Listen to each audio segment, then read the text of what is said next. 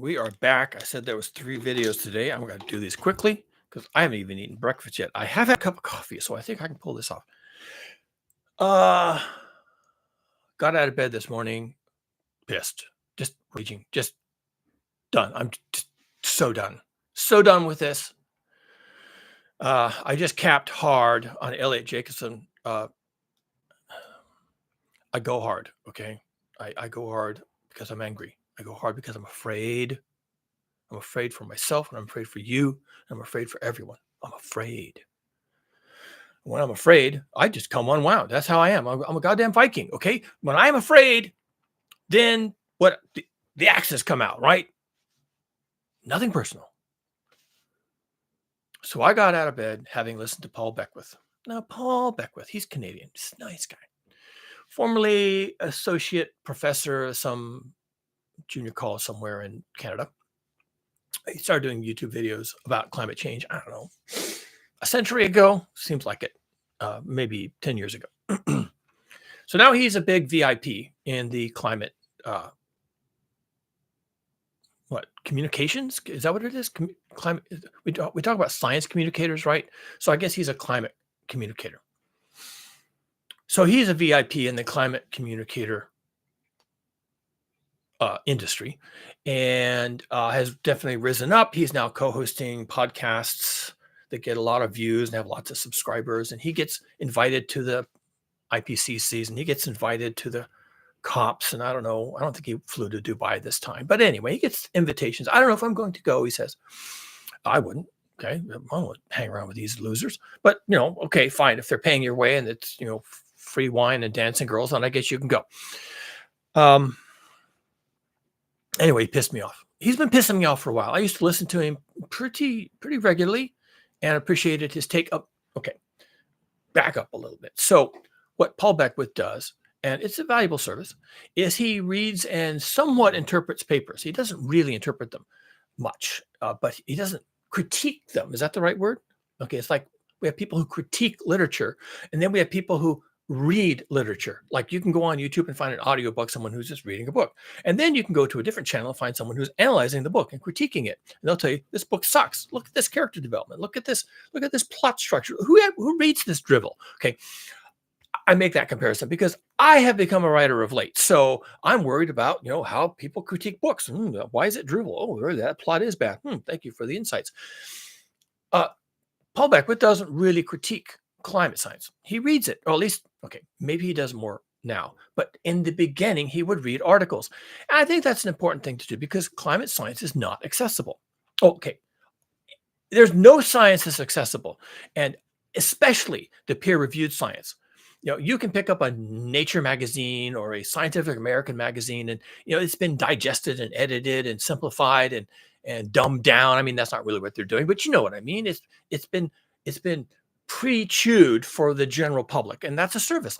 I'm not slamming popularization of science. I'm just not going to do that.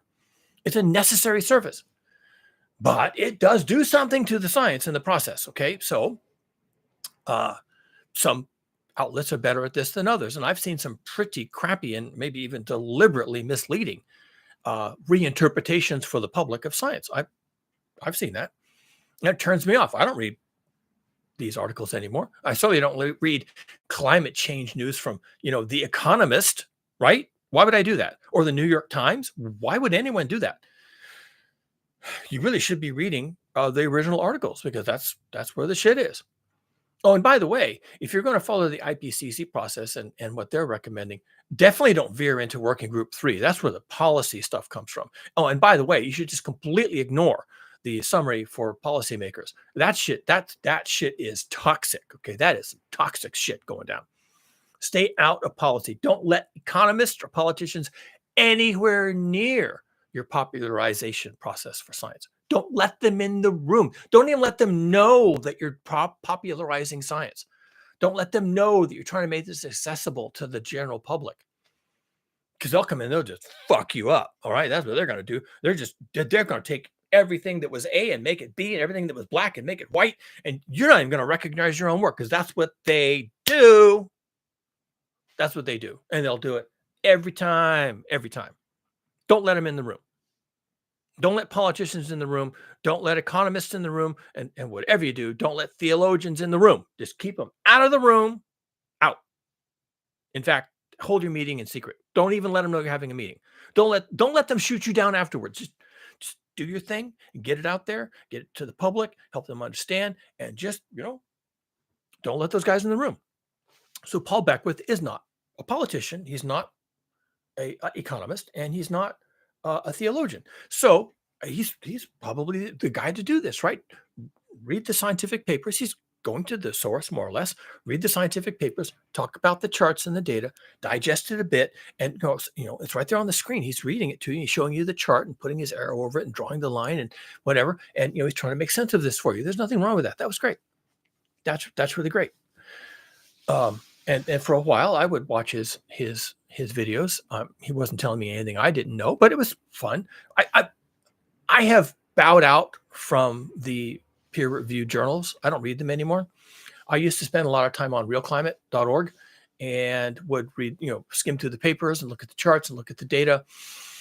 I was on Real Climate when Francis, what's her last name? Oh, that's Jennifer Francis, first described a mathematical model to explain why the polar jet stream was falling apart. And people at the time, even the scientists at Real Climate, said, this is bullshit. She's a mathematician. What does she know? Well, it turned out she was right. And I knew when I read her paper, she was right. I said, oh, damn, this woman's onto something. Get her in front of the camera. All right. Get her onto some peer review papers. Get her on the lecture circuit. I want to see her YouTube channel. She knows what she's talking about. Turns out she was right. It turns out I was right to trust her work because she was correct. And I could tell she was correct. She was talking about the Earth dynamic system. I am tuned into the Earth dynamic system. Let me tell you, boys and girls. And I knew she was right. Turned out she was right. So when people are right, they're right. And you better listen to them. And if they're saying something that sounds could be really dangerous, well, then you're in trouble, right? It doesn't matter if you like it or not. If they're saying something that sounds dangerous and they're right, then you better start paying attention. Am I right? I am. If the captain, if someone on the Titanic, one of the guests tells you, oh yeah, there's not much water coming in, we're going to be fine. You might want to believe that. Oh, great, I'm reassured. Let's all go to the bar. But if one of the crew who's racing up and down the deck, you stop him and say, you seem a little frightened. Are we okay? And he says, no, we're not. And he races off. Okay, that's the person you want to listen to. That. And maybe you start thinking about things like, I don't know, getting off the ship. Lifeboats, maybe, if you know enough about ships to know there are lifeboats, then you start thinking about getting to the lifeboats. Maybe you could, right? Because the crew is hair on fire, running up and down the deck, and you stop one of them. They said, "Oh yeah, this bitch is going down." Now, you know something. Now you know something. So Paul Beckwith has been historically reading these articles and explaining them, interpreting them, pointing out what these articles are saying, and using the actual article to do it. So that's nice. That's a cool service. Very good. But recently, I don't know, the last few years, I've noticed he starts veering towards policy. Veering towards policy. Full stop. What did I just say about policy? Okay, policy rhymes with politicians, right? Policy rhymes with economics. You start talking about policy around me, nope, full stop. Why are you doing that? Are you becoming a politician? Wait, hold on. You used to read articles and interpret these and clarify them for the general public. Now you're talking policy? Wait, are you becoming an economist? Are you worried about the economy? Really? That's what we're doing that now? We're worrying about the economy and not the motherfucking science? We're worried about the economy? Is that what we're doing? So a couple of years ago, he started talking about policy, which he was getting from the IPCC report, by the way, which has an entire working group 3 to interpret the science through economic lens, through a political lens. What could we really get away with? What do we really want to talk about here, folks? What is the real issue here? What's the real problem? I mean, it's economic growth, and it's jobs, right? You know that. All these wiggly lines and all these tables full of numbers. Just remind yourself, boys and girls, it's about jobs. It's about economic growth. It's about innovation. It's about being forward-leaning. And if you're a politician, it's about, not scaring the horses. Let's not rock the boat. Let's have some business as usual for a while. The science is out there. They can't agree if it's 1.2 degrees above baseline or if it's 1.3 degrees above baseline, and come on, yeah, let the scientists do their science. Here's some money, boys and girls. Have fun with it. We'll want results someday, but there's no hurry. There's no hurry. Just get us some results someday. And every 7 years or so, we'll digest your results through the IPCC process, and we'll make more policy recommendations, which might be none of any kind. So is Paul Beckwith now a policy wonk? Because that's what he's talking about. Because when I was listening to him this morning, along with Elliot Jacobson, Elliot, stop doing this. Okay. Paul trotted out his favorite topic these days, which he calls his three-legged stool. You know what a stool is, right? It's a little thing that you can sit on or stand on. And his stool has 3 legs.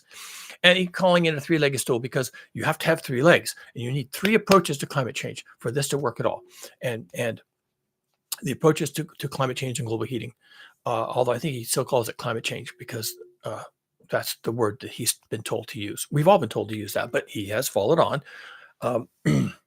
Not rocking the boat, Canadian, trying to be polite. So we call it climate change. Our climate change stool has 3 legs, and the 3 legs are, I think he's pretty consistent with this. Reduction in CO2 emissions. We're being tough. Reductions in CO2 emissions.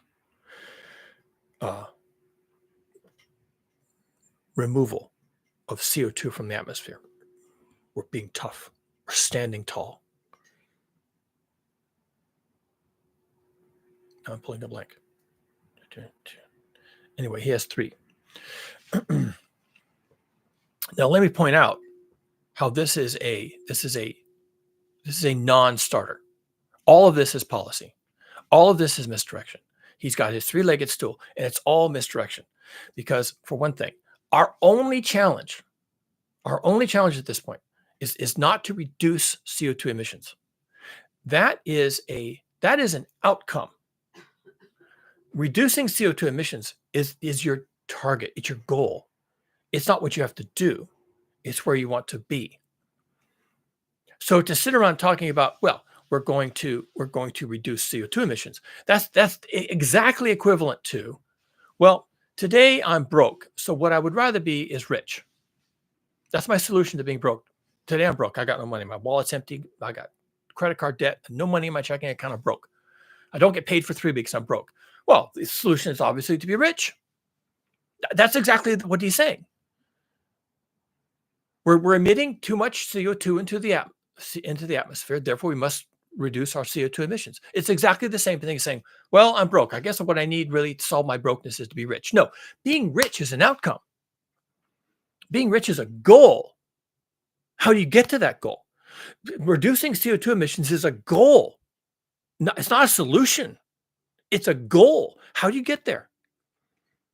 And if you wanted to be rich tomorrow as opposed to being poor today, what would be your goal? Oh, that's your goal. What would be your process to get rich tomorrow? Well, you might go buy a lottery ticket. Scratch. Look at that. I won $1 million. Okay, that's what you would do, verb, to get rich. Or you might say, I need a better job, so I'm going to go get a better job. Or if you don't have a job, I'm going to get a job of any kind. That's a verb. I'm going to go get one. It's an action. And as a result of getting a job, I will have money and I can pay my bills. The paying your bills, being rich, is a goal. You see how this works? So when you say, well, we're just going to reduce our CO2 emissions, then that's where you want to be. And to say, well, we'll just reduce our CO2 emissions and not say how we're going to do that, which I do all the time, is misdirection. It is dangerously incorrect. You are actually misdirecting people. Now, I don't know how he came to that point, that the answer to being poor is just to be rich. I don't know how he came to that point, that the answer to CO2 emissions is to reduce our CO2 emissions. And I will even say this, and people will say, well, actually, that sounds pretty good, reducing our CO2 emissions, but it's not an action. It's not actionable because you can't do that. That's physics. It's a thing. It's matter. And so the CO2 is going into the atmosphere, and you're going to reduce the amount that's going into the atmosphere. Conservation of matter. Where's the CO2 coming from? You have to go back to the material from which it's coming from to influence it at all. And where is it coming from? It's coming from fossil fuel consumption and some land use issues like clearing forests and slash and burn agriculture and some other things. But mostly it's coming from fossil fuels. Far and away, the greatest emissions of CO2 into the atmosphere is fossil fuels.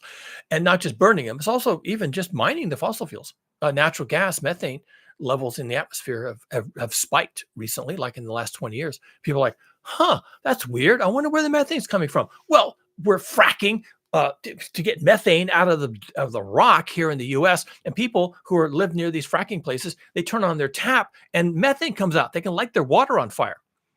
This is a very, very messy operation. And everybody's fracking and everybody's trying to get more methane out of the ground. Everybody's trying to get more natural gas out of the ground. And you get natural gas from coal mining. It's considered hazardous, and they have to vent it into the atmosphere.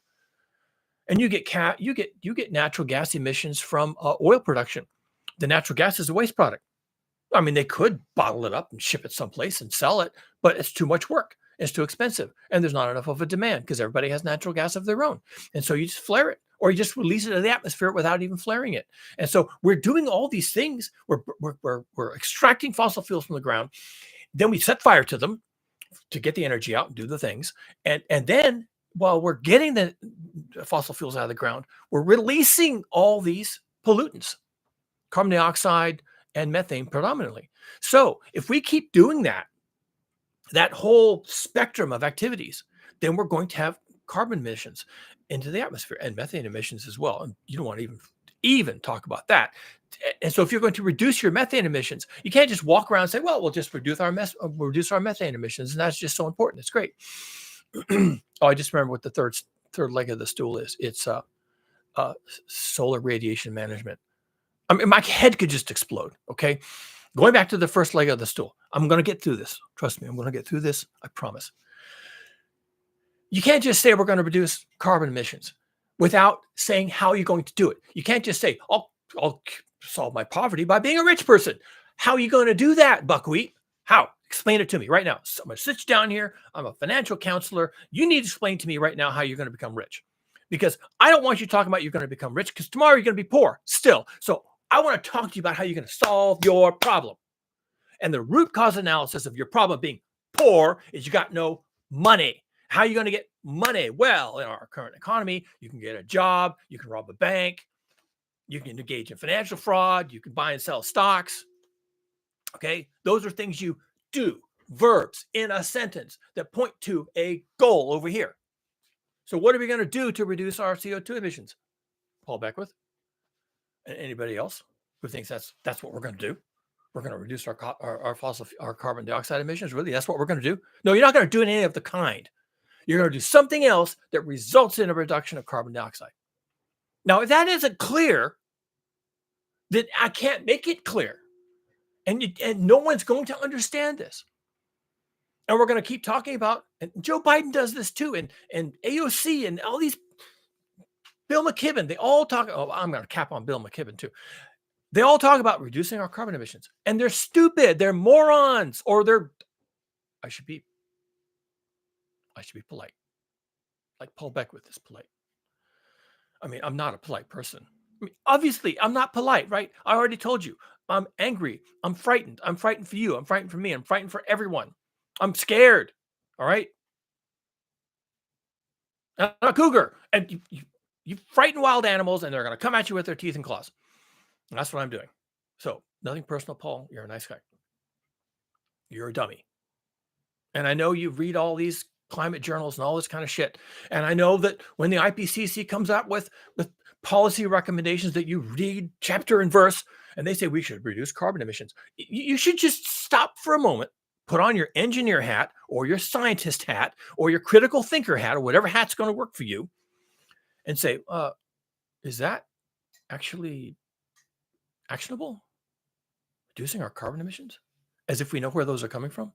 And we'll just like turn off a spigot or something? What are you talking about? You should be able to figure that out, Paul. I mean, you're not really a dummy. You teach science or something in school you used to. Maybe you're making money off of YouTube now and you don't do those things anymore. Well, maybe you should. Maybe you should do those things again, because then you'd have to explain shit to people, real people with real questions. And if you said something stupid, you probably think to yourself, oh, wait, is that really right? I just said something, but is that strictly true? Because if you're teaching a science class, maybe you're thinking science. You got your science hat on and you say something dumb like, all we need to do is reduce our carbon emissions. And you'll think, no, that actually is what we have to do as a verb, as an action. What we have to do is leave fossil fuels in the ground. That's actionable. Now, you wouldn't like it. You wouldn't want to do it. You wouldn't want anyone to tell you to do it. You wouldn't want anyone to force you to do it. And you wouldn't want ever to see it happen in the global industrialized civilization. But that's what you would do. You want to reduce carbon emissions into the atmosphere? That's what you do. You leave fossil fuels in the ground. You don't burn them. You don't burn them differently. And you don't mine them differently. And you don't transport them differently. And you don't sell them differently. You just leave them in the ground. That's what you do. Oh, but that's not politically feasible. Yeah, fuck your politics. I already sent the politicians out of the fucking room, okay? I didn't even tell them where you and I are having this meeting. Oh, well, that's not economically feasible. It would collapse the entire global industrialized. Yeah, fuck you then. Fuck all you economists. Yeah, just go fuck yourselves. I know you're going to kill us. You're dangerously incorrect. You are dangerously incorrect, Paul Beckwith. Go back to your roots. Science. Okay, go back to your roots. Critical thinking. I don't care if they stop inviting you to the IPCC conference. I don't care if you never go to another COP conference. Just do me a favor. Me personally, okay? You don't know me. You don't like me anymore because what I just said. Just do me a favor anyway, okay? Earth system dynamicists, do me a fucking favor. Shut up. Second leg on his bar stool is we're going to do a carbon drawdown. That's like admitting that the first leg of reducing our carbon emissions isn't going to work. So instead, or in addition, or in some parallel process, we're also going to draw down carbon from the atmosphere. And that's necessary. That's policy now. Remember, he's being a policy wonk. He's recommending policy. I don't know when he converted into being a politician and a policy advocate and a economist, but he is. So this is his second leg on his stool. We're going to draw down CO2. How? Who? When? Who's going to pay? Because drawing down CO2 again is a result. It's something you want to see. It's like I want to be rich. Okay, so this is a goal. We're going to draw down CO2. So let's all step back. I'm an engineer. I'm a scientist. I'm a really good engineer, actually. So I'm going to sit back and say, oh, okay, we'll draw down CO2. How? Any ideas? Plant trees? No, I've already debunked that. I'm not the only one who recognized the mathematical implausibility of that. You're going to plant trees. Yeah, right. What else? What else you got? Oh, well, we'll innovate. Oh, really? You're going to really? That's it. Did you know that innovation is also a goal? I want something concrete. What are you going to do? Do. Verbs, actions. Where are they? Oh, and that means who's going to pay? That's another action. That's a verb. Did you know? To pay. Show me what you're going to do.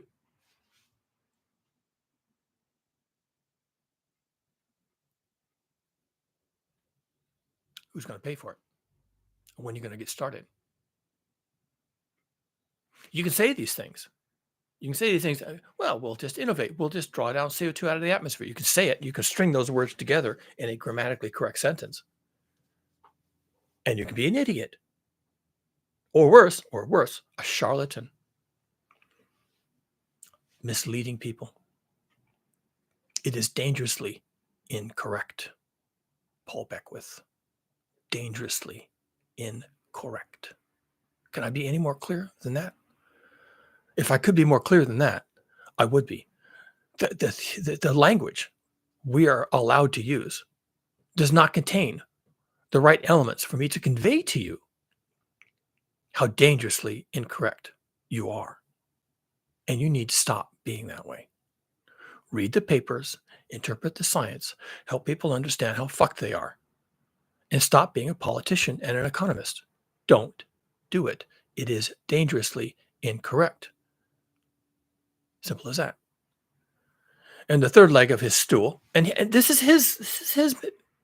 his analysis of what we have to do. It's the first two are literally incorrect, completely the wrong approach, morally and intellectually wrong. And the third one, I don't even know how to classify it. I'll tell you what it is. We must engage the third leg of his stool. Talks about this all the time. The third leg of our stool is solar radiation management. Oh, really? Solar radiation? Are we talking about the sun? Solar radiation management on a global scale.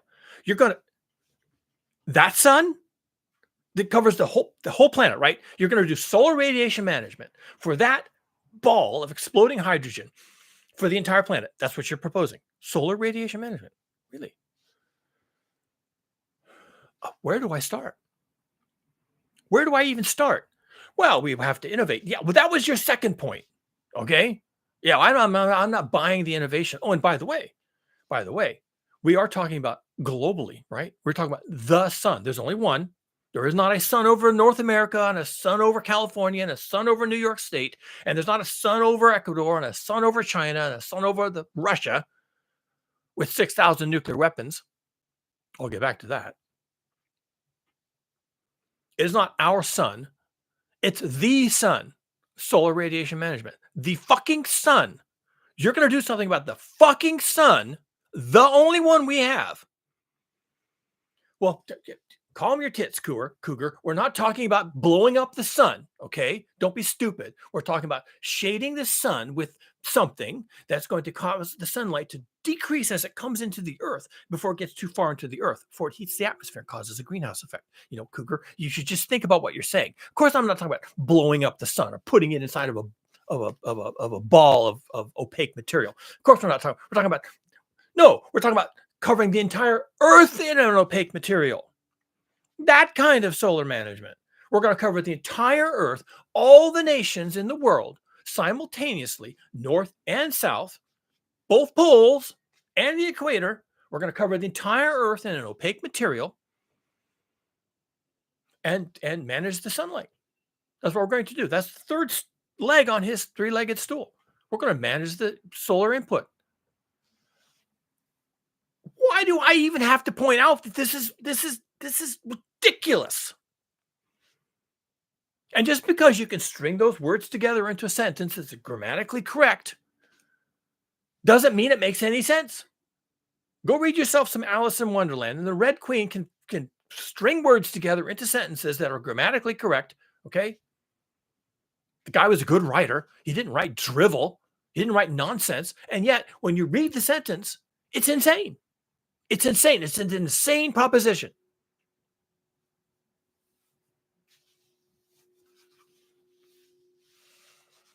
The Red Queen is actually, now I think about it, the Red Queen, the story of the Red Queen and Alice is actually germane to my rant right now. I'm quite aware of what the Red Queen was proposing. Quite aware. As was the author of Alice in Wonderland, right? Should I talk about the Red Queen?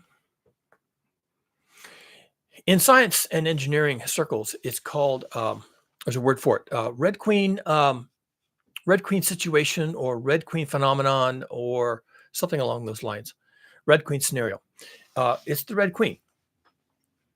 And she is with Alice. Follow along carefully. This is actually really illustrative to what Paul Beckwith is proposing. The Red Queen speaks nonsense all the time. But the Red Queen scenario is bona fide a problem. It's a bona fide problem. Here it is. The Red Queen and Alice are sitting under a tree. The Red Queen gets along fine with Alice. She likes Alice a lot. And they're sitting under a tree and they're having tea or something, right? and they're having a nice conversation, and they're talking about whatever they're talking about, two women together. And the Red Queen suddenly jumps up, grabs Alice by the arm, and starts running away from the tree. No explanation. She just simply says, "We've got to go. Now we must leave." And so and she's insane. The Red Queen is insane. Poor little Alice. She's just a little girl. She just does what she's told, right? She does what she's told by someone in a position of authority. So the Red Queen, being the queen, being the authority figure, being the expert, jumps up, grabs little Alice by the arm, and they head off running away from the tree. And they run. And poor little Alice, she's breathless. She can barely keep up, her little feet. And the Red Queen is flying along, dragging Alice behind her. And Alice is, and the author describes it, right? She's breathless. She's perspiring. She's completely flummoxed. She has no idea what's going on. And the Red Queen has grabbed her by the arm. They're running as fast as she can. And then they're running twice as hard as that. And then they're running so long, hard that Alice is fairly flying. Her feet aren't even touching the ground anymore.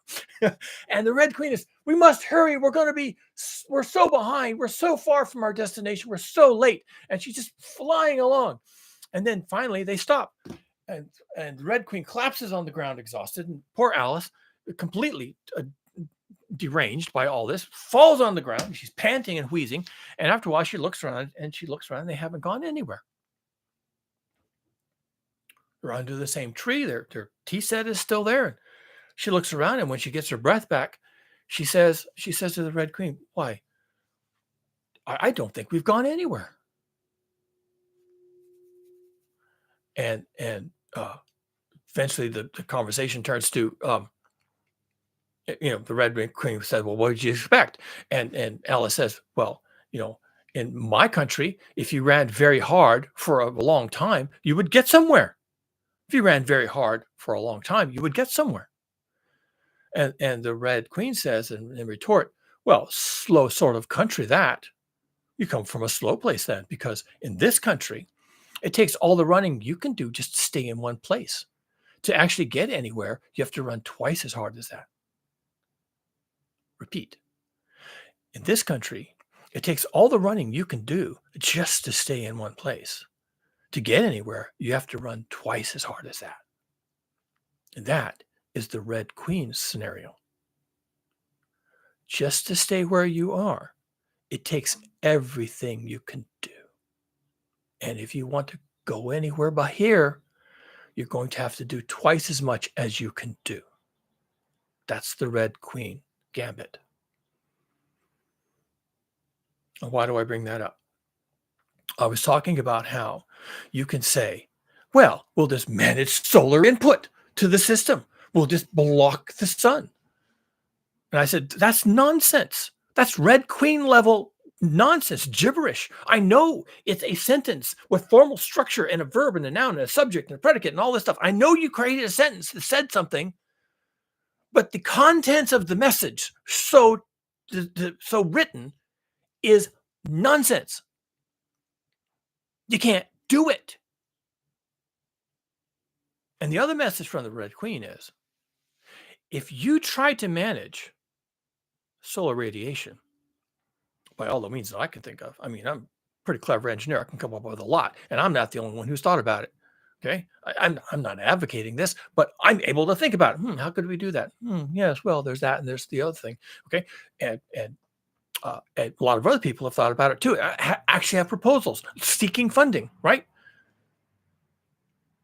The problem with all this is that you're going to find out it takes all the running you can do just to stay in one place. What does that mean in the current context of climate science, in particular, global heating? If you start managing solar input, solar influx, if you start managing this, you can never stop. And with each passing year, you're going to have to do more than you did the year before. And at some point, you're signing up because this is a very fast problem. You're signing up to doing twice as much as you started out with, and that it's going to double all the time. Why? Because their CO2 emissions haven't stopped. Well, no, of course not. That's not true. Cougar, you can't say something like that. Of course, if we do solar radiation management, we're going to stop burning fossil fuels. No, that is not the proposal.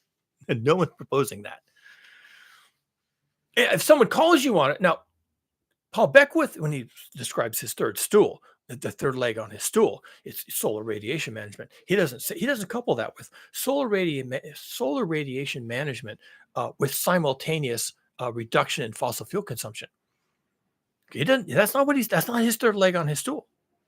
The third leg on his stool. And for everybody who comes up with this as a solution, in scare quotes, everybody comes up with this. It's a solution. It's why we don't have to stop burning fossil fuels, because we'll just manage the sunlight coming in. We'll just keep burning fossil fuels, and we'll just keep managing the sunlight. And if this year's level of management isn't enough, well, then we'll double it, and then we'll double it again. That's what's on the table. Now, they don't talk like that because they don't want to talk like that, because that sounds like some scary shit. And that is some scary shit. It means you're not going anywhere. You're not making any progress. You're always going to be behind. You're always going to be laboring as hard as you can, spending as much money, as much time, as much effort, as much everything as you have to, because you have to, because you can't stop, because you didn't stop burning fossil fuels. And now you set up a situation where if you ever do stop, everyone dies.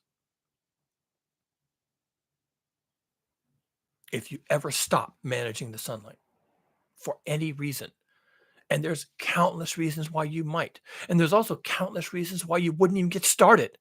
But if you ever did get started and you ever had to rely on that, if you ever stopped, everybody would die. Why? Because there's something called termination shock. All the entire time that you're continuing to burn fossil fuels and you keep adding to your protective layer that's blocking the sunlight, and there's a problem with that too. I'll get to that in just a moment.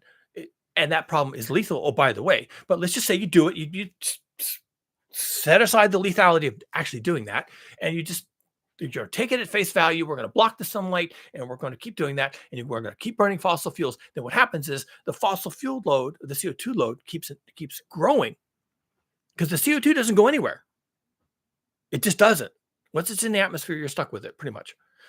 Well, unless you innovate on the second leg of the stool, which is to somehow come up with CO2 removal. But why are you even doing that? You could just leave the fossil fuels in the ground. But no, actually, we can't talk about that. So instead, we're going to CO2 removal, somehow, unicorns, and then in the meantime, we're going to put up the safety shield to block the sun.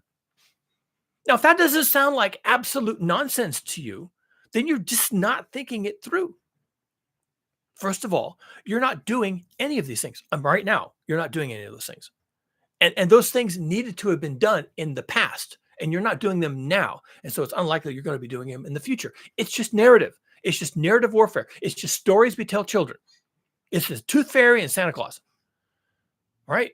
Or don't worry about dying because you'll go to heaven. Okay? It's just narrative warfare to get people to just go on with their lives. Yeah, we'll just do solar radiation management. Sorted it out. Just like that. One sentence, grammatically correct, sorted it out. Go back to your driving and flying and moving goods and your job and your everything else, because we just sorted this out. Now, here's why you actually won't do any solar radiation management. You won't do it. It's not going to happen. Yes, it's expensive. Yes, we don't know how to do it. We'll have to figure it out. We haven't figured it out. Maybe someday we'll figure it out, but we haven't. So, but we'll work on that. But even if you do figure it out, and even if you come up with the trillions of dollars, and even if you have the technology to put it up there, all the rockets. I mean, what is it? Thousands of rockets a day, whatever. Okay. Even if you figure it out on a technological basis, I mean, you got the engineers in the room and you got the scientists in the room, and they did the math and they did the whiteboard and they came up with a solution. You're going to do this for the whole world, including the Chinese and the Russians who have nuclear weapons. How are they going to feel about that? What if they don't sign on to it? What if they just say, yeah, that sounds like an imperialist, Western capitalist attack on our sovereignty, and we don't trust you, we don't like you, and we're not letting you do anything globally. You can't even solve global poverty, so we're not going to let you do this either. So don't. What if they say don't? They could just say, don't do it. Oh, and by the way, it only makes sense to do it if you're also cutting down on fossil fuel emissions. So you're going to have a whole bunch of people who want us to burn fossil fuels who are also going to say, don't do it because you're coupling these two things. Yes, we'll manage solar radiation, and then to avoid the termination shock, we're going to reduce fossil fuel consumptions, and these two go together, right? They're married together. They're like this, and so the people who want us to burn fossil fuels will say, well, then you can't do solar radiation management. So you could, at that point, uncouple it, but you still got the Russians and the Chinese and the Indians who have, you know, what is it, half the world's population, and they're going to say, no, you can't do that because if you're blocking the sun, you can weaponize that. You can weaponize that, and you could reduce our agricultural output, and you could reduce the output of our solar panels, and maybe even our wind farms, right? If you're cooling the planet, and also all this junk up in the sky. Who knows what's really? Are you spying on us? Are there nuclear weapons in space now because you did all this work in space? And what if it's just in the atmosphere? What are all these planes flying over all the time and spewing chemicals into the atmosphere that are going to engage in solar radiation management? What else is in those chemicals? Are there hormones? Is there radioactive material that you're spewing over our sky? And when you're flying over, North America, you're just putting out something harmless like sulfur dioxide or something. But when you fly over Russia, what if it contains nerve gas? What if it contains nerve agents? What if it contains hormones to cause us to become infertile or our teeth to rot or something else? And when you fly over China, what if you're spewing propaganda? What if you're messing with our people's minds and turning them against the state? We don't know what you could do. You're going to fly around the planet and spew stuff into the atmosphere to control global heating. Yeah. No, we don't know what you're doing up there. You can't fly over our country and do this. And by the way, if you fly over any countries and do this, we're going to declare war. We're going to launch all our nuclear weapons. So don't do it. So you do all this whiteboard work, and scientists and engineers, and they figure all this out, and they come up with the money, and they do all this stuff, and then they pitch it to the Chinese and the Russians and the Indians and the Filipinos and the Thais and the Australians, and they just say, no. What? Are you insane? No. You can't do that over our country. And yeah, so since you have to do it globally, no. Global solar radiation management, you stopped at global, okay? Do it over your own country. It doesn't help if you just do it over one country. Well, then don't do it. Spend your own money, waste your time, waste your money. I don't care. You're not doing it over my country. I like my solar radiation. And the global heating is a global problem. I guess it affects my country, but it's a global problem. Fix it globally. Don't fix it over my country. Fix it over your country if you want to, but don't fix it over my country. Fix it globally. Do something else because you can't do that over my country because I don't know what you're doing and I don't trust you and I don't think it's going to work. And besides, you have to get every single nation on the planet on board with this because it's, what is it again? Global. So everyone has to sign the treaty. Everyone has to be okay with it. Are they going to do that? Are they going to let you manage their solar radiation? Well, they'll sign on to it to avoid global heating. Really? All of them? All of them. Because you need all of them. And you need all of them forever. And so what if Xi Jinping in China agrees to it on some basis, and then his replacement comes in and says, yeah, you can't do that anymore. Remember, you're signing on to do this for all time because that's your solution. You're going to manage solar radiation. This is your solution. And by the way, your solution really can't be coupled to reduction in fossil fuel consumption because that's the economy. I mean, you're doing this solar radiation management so that we can continue burning fossil fuels, right? No, that's not why we're doing it. Well, that's what I'm hearing. I can continue to burn fossil fuels now. You're going to manage the solar radiation so I can continue. What I'm hearing is I can continue to burn fossil fuels. So that sounds really good to me. So let's just do that. Yeah, it's just not going to work. People won't sign up for it. It'll never happen. It will never happen. And yet that's the third leg on Paul Beckwith's stool. This is he's doing policy now, and that's his policy. That's his policy. Solar radiation management. Well, then we are in the company of a genius. Clearly, this man should be president. This man should be emperor. He has all the solutions. He's gonna ban sunlight. No, Cougar, that's not what I'm saying. Yeah, that's what you're saying, dipshit. And this is why we can't have politicians in the room, because they're going to say stupid shit. And that's why we can't have economists in the room, because they're going to say stupid shit. And you can't have theologians in the room on general principles because everything they say is stupid shit. And we can't have these people coming up with solutions because they're morons. They're morons. They got a brain bug or something and it made them stupid. And Paul Beckwith is sounding stupid. He's now doing policy. He's got his stool. It's got 3 legs, and he's going to reduce carbon emissions. How? Please. Details, if you don't mind. Oh, and he's going to remove carbon dioxide from the atmosphere. Okay, how, Paul? Exactly. How? Well, we'll innovate. How? Who? Who's going to pay? Where's the energy going to come from? What are you talking about? Well, okay, if we can't remove CO2, then we'll just manage the sunlight coming from the fucking sun to the entire fucking planet. Oh, really? Really? Really? Details, please. I would like to do a cost benefit analysis of this. Do you mind? I mean, if we're going to talk about policy and economics, let's just do a classic cost benefit analysis. Let's do the whole thing, the whole enchiladas. Bring all the tools in and do a cost benefit analysis, starting with cost. And don't forget termination shock. Get back to me when you have all that shit wired up tight. Get back to me when you have all that geared together. Then I'll talk to you.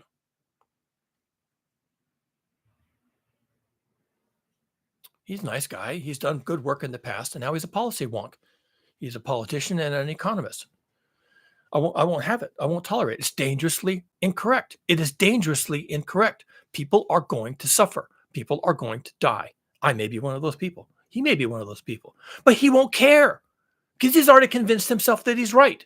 And if he dies from it, well, he's one of the lucky ones, right? He's dead now. But no one's going to hold any of these people to account down the road because all they have to say is, well, you didn't do it right. You didn't do it the way I recommended. You did it wrong. It's not my fault you did it wrong, or you did it too late, or you didn't do it enough. You didn't spend enough money. You didn't have enough buy-in. That's not my fault. That's your fault.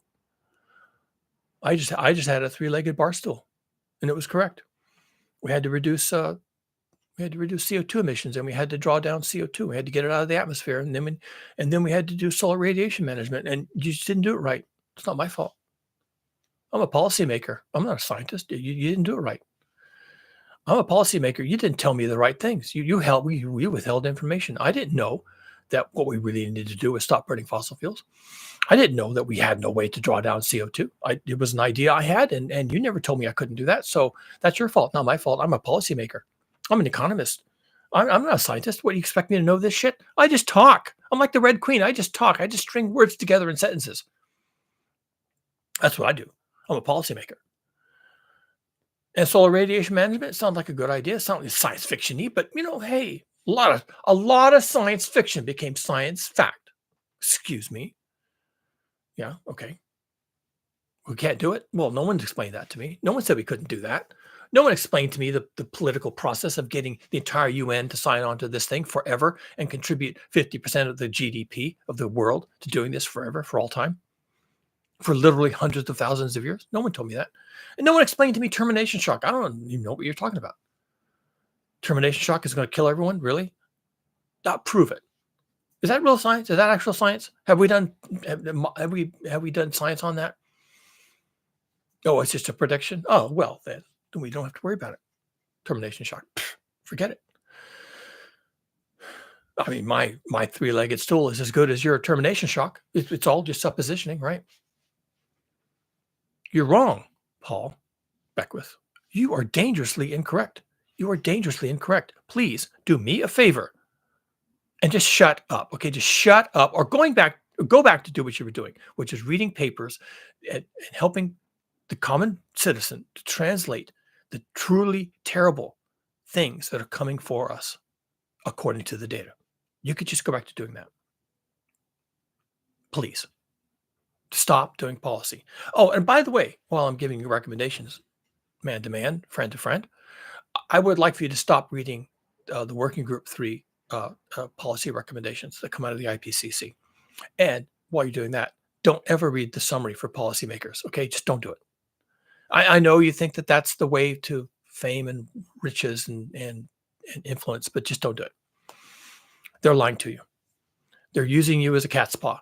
They're putting you out there, and they're whining and dining you and bringing you to the conferences and flying you to Dubai, and they're doing all these things, and they've captured you, and you're not doing us any good anymore. You need to stop being that way. You need to stop letting them capture you. We are in big trouble, Paul. Okay, we're in deep shit. We must stop burning fossil fuels now, right now. And yes, I know that's bad for the economy, and I know that's going to be hard on politics and people, but we just have to do it. We just have to do it. There are not three legs on this bar stool, on the stool. There are not three legs on the stool. There is one thing we have to do, and it's not a metaphor, and it's not a goal. It's a thing we have to do. It's a verb. Stop burning fossil fuels now. That's all we have to do. It's terrible. It's destructive. It's the end of the Western world. It's the end of civilization. We can start over, okay? People will die. People are going to die anyway, Paul. Help us get to a point where fewer of us die than would otherwise. Stop burning fossil fuels. Take the hit. Deal with the aerosol masking effect going away. We'll have termination shock. We're probably already in the early days of it right now anyway, but that's okay. We'll take the hit. We'll take it now. Help people understand this, Paul. Wrap your head around it yourself. We must do this. It's going to be painful. It's going to be embarrassing. It's going to be humiliating, and people are going to suffer, and other people are going to die outright. And they're going to die not knowing what hit them, and they're going to die not knowing why they're dead. Yeah, that's too bad. But I would rather a controlled demolition where we can at least explain to people what's happening, help them get out of the way of it, help them change the way they live their lives. At least explain to them why this is happening. That is the job, Paul. That is the work of the moment. Explaining to people why they must stop burning fossil fuels now, right now. Stop it. I don't care that you lose your job. You're going to lose your job to artificial intelligence anyway. I don't care that you're not going to be able to go drive to your second home in Tahoe. I don't care that you're not going to be able to go to Disneyland 4 times a year. We have to stop. We have to stop now. Paul, explain that to them. Explain to people you're good at this. You got the right voice. You've got the perfect demeanor, and you don't come at people with axes like I do. Explain it to them. Start by explaining it to yourself. All right, I'm done with Paul. Moving on to Bill McKibben. God damn it.